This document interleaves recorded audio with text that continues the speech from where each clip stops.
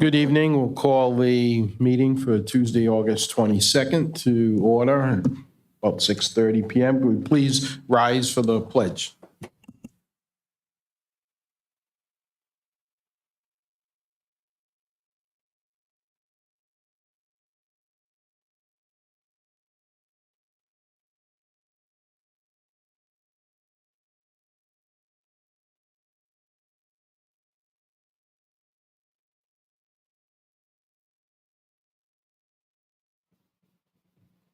Thank you. Madam Clerk, would you please call the roll of the council?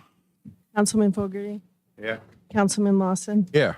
Council Vice President Rigo. Yeah. Councilwoman Souza. Here. Council President Rodrick. Here. The records show that all 5 members are present. Thank you. So members of the council, mayor and administration, members of the public, as you know, we're here tonight for the presentation of the budget. And without objection, I'm going to move that item up at the beginning of the agenda. Let's get that over with.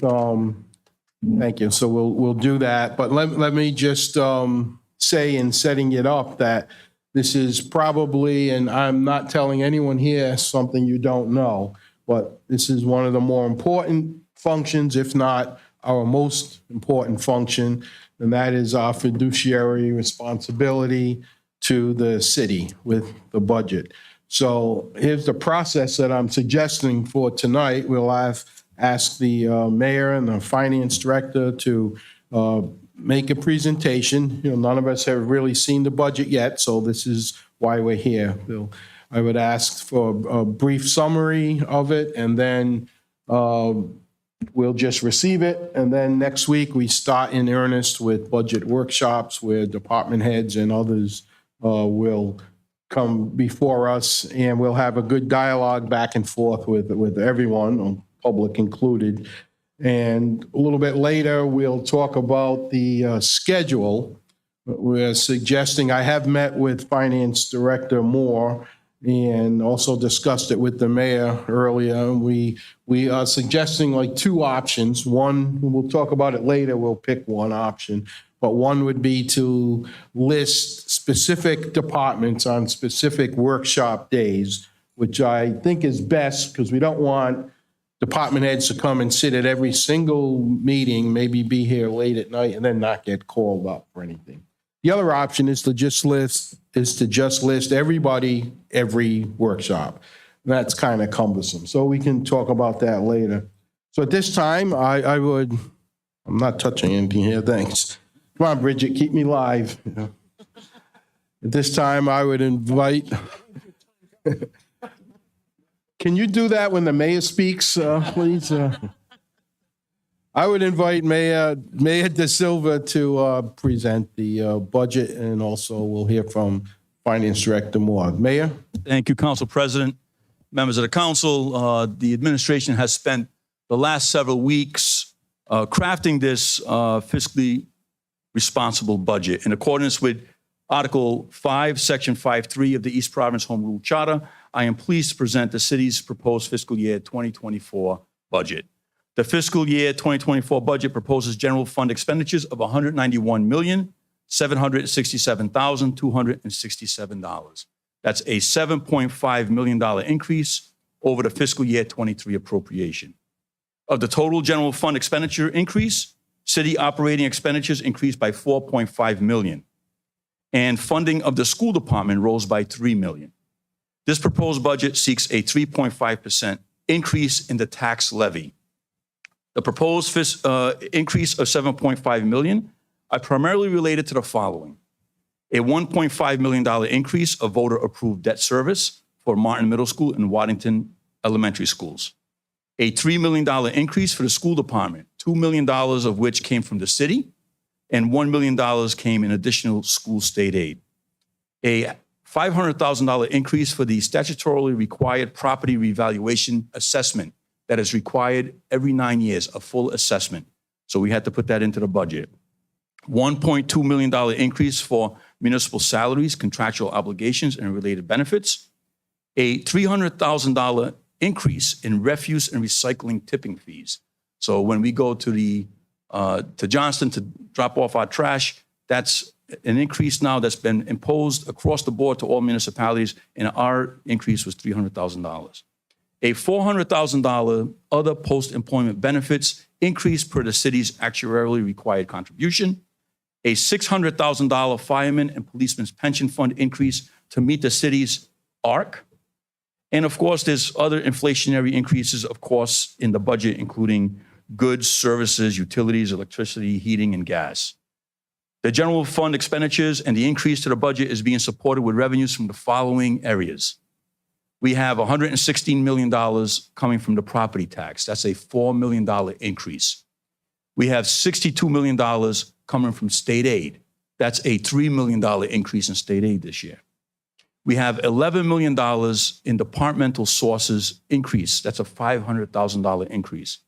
And then we have $3 million in miscellaneous funding. So all of these funding sources make up that total amount to fund our government. This budget balances the needs and expectations of our residents, continues needed investments in public safety, public education, school infrastructure, and strengthens our private pension fund. One of the main challenges was driven by the need to pay scheduled bond debt associated with the voter-approved school bonds. This required making difficult decisions, including the elimination of previously funded but vacant positions. We are not funding this year the deputy fire chief, which was funded previously, one of the 3 parks positions that was previously funded, and an IT position. The city's finances remain stable and strong. This budget continues our efforts to provide affordable, quality services while also recognizing the challenges that our taxpayers face in this economic inflationary time. We look forward to participating in your public review of this fiscally responsible budget, and we look forward to answering any questions that the City Council may have. At this time, I'd like to present the budget to the Council President.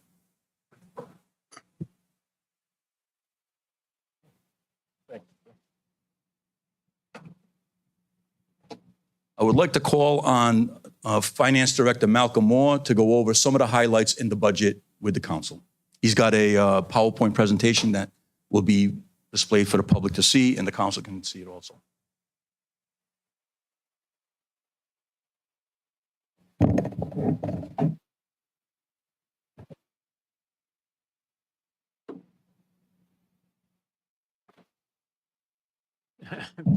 Thank you, Council, for this time. I would like to start off with saying, sort of as an overview, I had been telling the mayor, and I may have told the previous council, that trying to fund the middle school is probably going to put us over the cap. And I was pretty adamant with the mayor that we were probably going to have a cap issue for the current year. Now, the city was very fortunate this year, mainly due to the timing of some state aid money and the way it falls. In that the state new budget for '24 starts in July 1st. So some of the money that we get for this year comes in August. Well, for us, it's previous year because ours doesn't end until 10/31. So the big difference was the way the motor vehicle phase-out money came in. And so from in the state's budget, we were getting 10 million, but because of the timing of that, we got 8 million last year, we're getting 10 million. So it was a $2 million windfall, which was the main reason we were able to do it. But, there was also some other reductions that the mayor had alluded to. And the main one is that the expenses have increased 7.5 million. And if we can only increase 4 million, you can see that where that could be an issue. We could get an extra $1 million from school state aid. We got the $2 million from motor vehicle. We got a little bit more from some of the departmental revenue. And the increase in the budget is, we've got it up there sort of on a pie chart. You can see is that 3 million went to the school, 2 million was from the city, 1 from the state. We have the school bond, $1.5 million. contractual 1.2, as the mayor alluded to, is the tipping fees, local pension. I mean, every year we do an actuary report for the pension and the benefits that go with it. And they say, this is what you're supposed to pay. If you don't, then you got to go to the state because they want you to pay the yard. State has now no longer allowed the city roads. You used to be able to amortize this over 25 to 30 years. And so you'd go along for about 20 years, then you'd re-amortize for the full 25 years. So you would never get caught up. They finally said, we're going to stop that. You get one more 25-year period. So we've probably got 20 years left. But so there's no more sort of kicking the can down the road. Oh, sorry. And one of the expenses we have every few years is is that better? Is that better? Okay.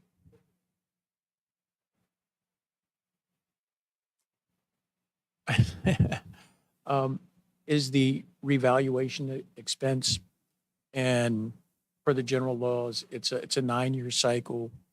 And in 1 year, or say year 3 and year 6, it's a statistical, which is a couple $100,000, and which you get reimbursed from the state. The full revalve, which has been in place for years and years and years, the state does not contribute any of that, and that could be close to 700,000. And so you'll see that's why there was a $500,000 increase, because there was some budgeted previously.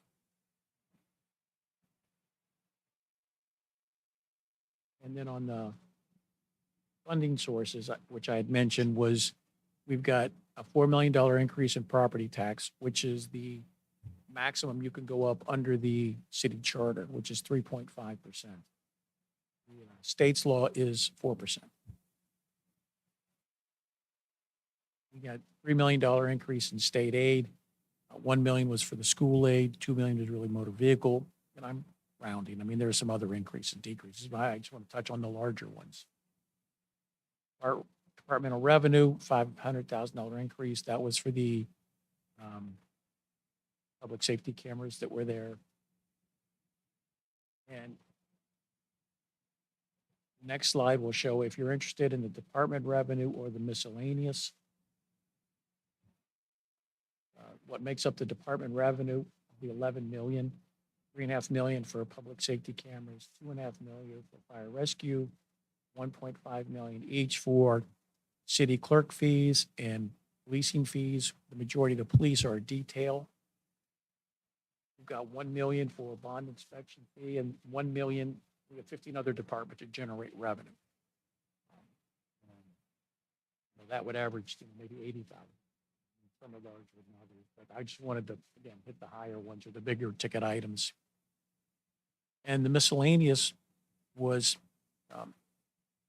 mainly for school. The first two are school. It's 1.5 for school usage fees. They've got $1 million for Medicaid, and there is a $500,000 for rent and fees. I believe we get almost 300,000 from the Orb Street solar farm. And so those are sort of the breakdown of the revenues, so you get an idea of where the revenues are generated from. And then again, it's for the city charter, section 514, city can only increase its tax levy maximum of 3.5 in any fiscal year. And then the last slide really will tell you, there's 2 slides. And so the tax levy, and the tax levy is the total amount of bills that will be sent out for July 1st. Includes residential, commercial, and tangibles.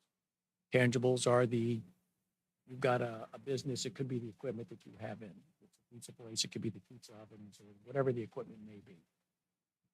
It used to be motor vehicle. Motor vehicle has been phased out.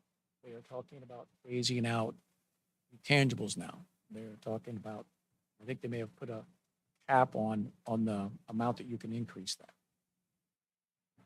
But the 3.5% would bring it up to almost a $4 million increase from $111,815,182 to $115,728,713. What that means to the residents, we normally do this for the council and for the public, just so everybody understands what it costs. I talked to the assessor earlier, and she had said that the average single-family home in East Providence is $320,000. So, and so the average tax increase for that, the average single-family homeowner would be 2.93% or $138.39. And the reason why the average tax increase is a little less than the 3.5 is you have a little new growth in there. So if you had no new growth, that would be 3.5%. When you get new growth in, it's going to reduce the increase on the tax rate. If you had a business that came in that generated $4 million, then there would be no tax increase at all. If it came in at $8 million, well, then we'd be decreasing everybody's taxes by 3.5%. So the levy of 150, we can't go over 115 million. So right now it's 111. So everybody goes, oh, if you developed a waterfront and got 10 million in, you still can't go over the 115 cap. So you would have to reduce the tax rate because the most that levy, all the bills can go out. You know, it has to cap it 2.5% or about 150 million. And I think that was a quick overview. Just kind of through the budget process, what the expenses were, what the revenues were, some of the challenges we're looking at. It'd be my opinion, we're still going to have challenges over the next few years because we have to come up with somewhere between, depends on how the funding formula works out and exactly how much we get for the middle school, but it could be anywhere between $4 and $6 million. This year we put 1.5 in. We're planning on putting 1.5 and 1.5 to get us to the 6 million. So for the next 2 or 3 years, if we're putting in 1.5 million of the 4, and the school asks for the max this year, if they ask for the max next year, it'd be 2 million. So you've got 3.5 of the 4 without touching anything on the city side. Like I said, I thought it was going to be much more challenging this year than it was, just because we had that windfall just due to the timing. But, as far as this year, we stayed under the cap or we didn't go over it. I would say we're ahead of the game this year. And I guess we'll deal with next year.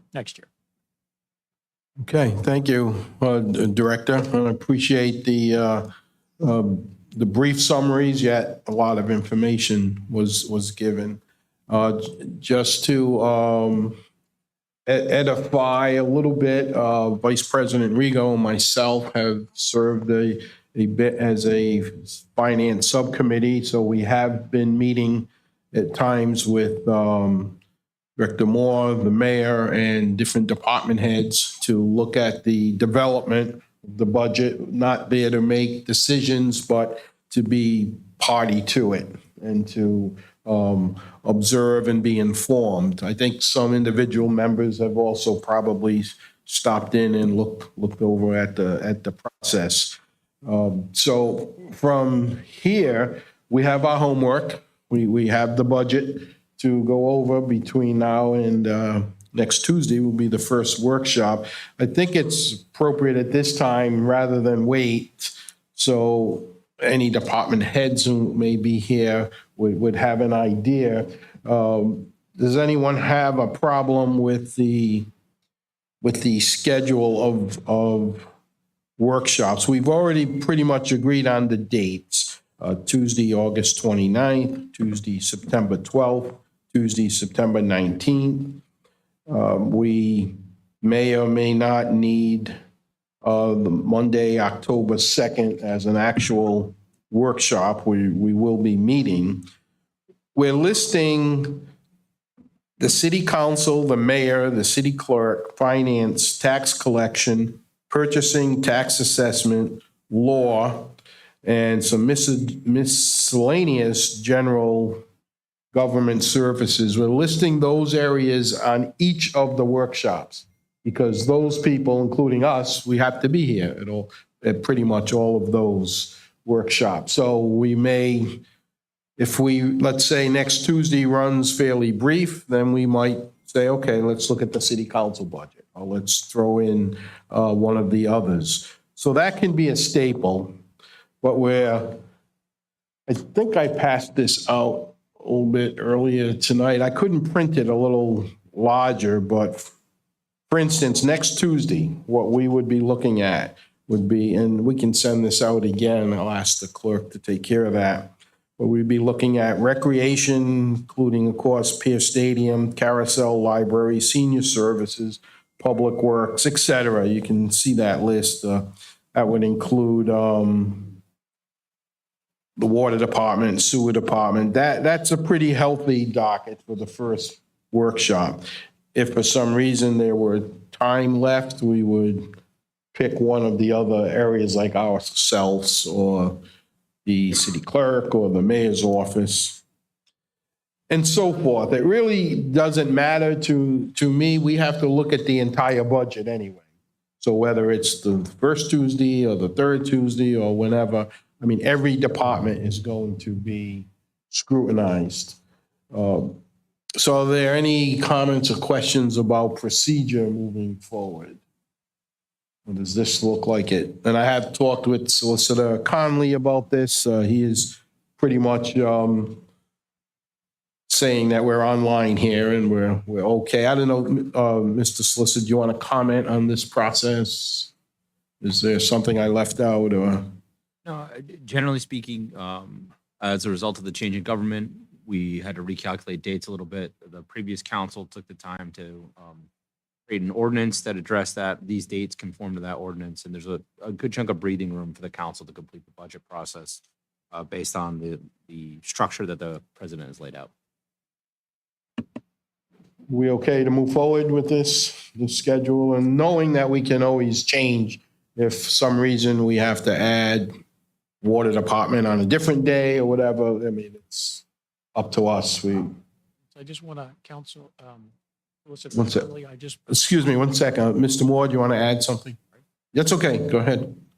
just want to make sure on the first night, we have 5 or 6 departments, then we have all of DPW. If DPW can't get finished, I just want to make sure that we don't have a problem if it's not listed on the second meeting, so that it rolls over. We can amend the agenda at that point in time, as long as we have 48 hours. When we get to, if there's going to be increases in budget expenditure, then there's additional advertising rules under the charter. But for the purposes of a workshop and discussion, we just need 48 hours, not inclusive of weekends and holidays.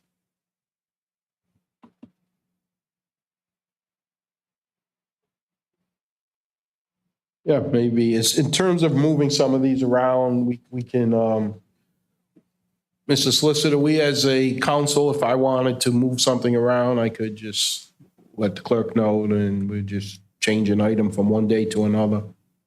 Okay, so I can do that. Of course, yeah, let people know. Yeah, that would be important. I think we're pretty flexible with this procedure. We can move forward. Is there any other comments on the process and not the budget itself? Malcolm, are you good on, excuse me, on Tuesday, September, put my reading glasses on the 19th, having the school department, fire, and public safety all at once? Is that too big of a load for you think? Or, what's your opinion? You've done this many more times than we have. Usually the ones that seem to take the most are DPW. That's why we have all of his on one. And then police and fire. The school department normally comes in and gives their presentation. Usually there's been some discussion, but not a lot, because you can't go into line items and cut line items. You're voting on their whole budget. Okay. So usually there's not as much discussion. So So that would leave fire and public communication. It looks like if you got through the first night, I think that should tell you, we had discussions. The question was, we're not exactly sure. If you ask me how this is going to play, is how the council wants to proceed as far as the amount of questions.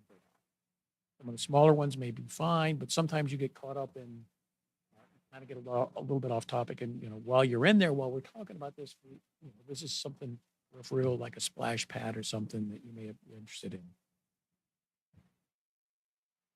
Okay, thank you, colleagues. We have, as I said earlier, we have our homework. Thank you, good point, Councilman. Mr. Mayor, thank you. Mr. Moore, thank you. At this time, did you want to add?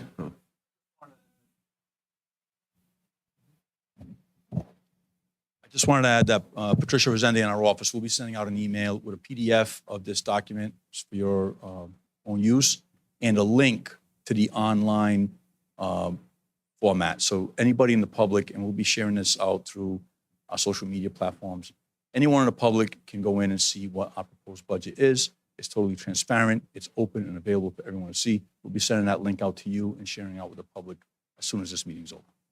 Good point, thank you. Appreciate that.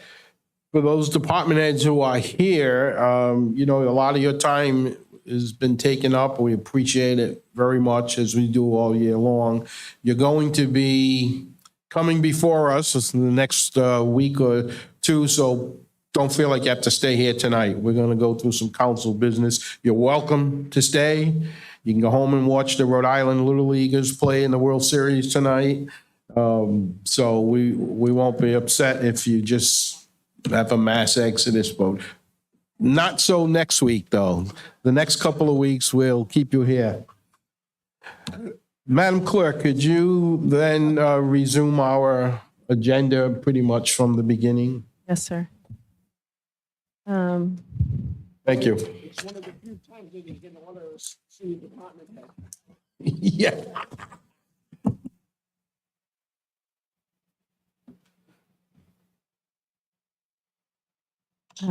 So under consent calendar, under licenses, you have consideration of motion to bundle licenses 1 to 11. Do you want me to read through the licenses? No, not necessary. Is there a motion to bundle? Second. Motion by Councilman Lawson, seconded by Council Vice President Rego. All in favor? Aye. Aye. All opposed? The ayes have it unanimously. Is there a motion to approve? So moved. Second. Motion by Councilman Lawson, seconded by Councilwoman Souza. All in favor? Aye. Any opposed? The ayes have that unanimously. Thank you. Next item. I have to check the public comment really quick. I mean, I doubt it, but. Yeah.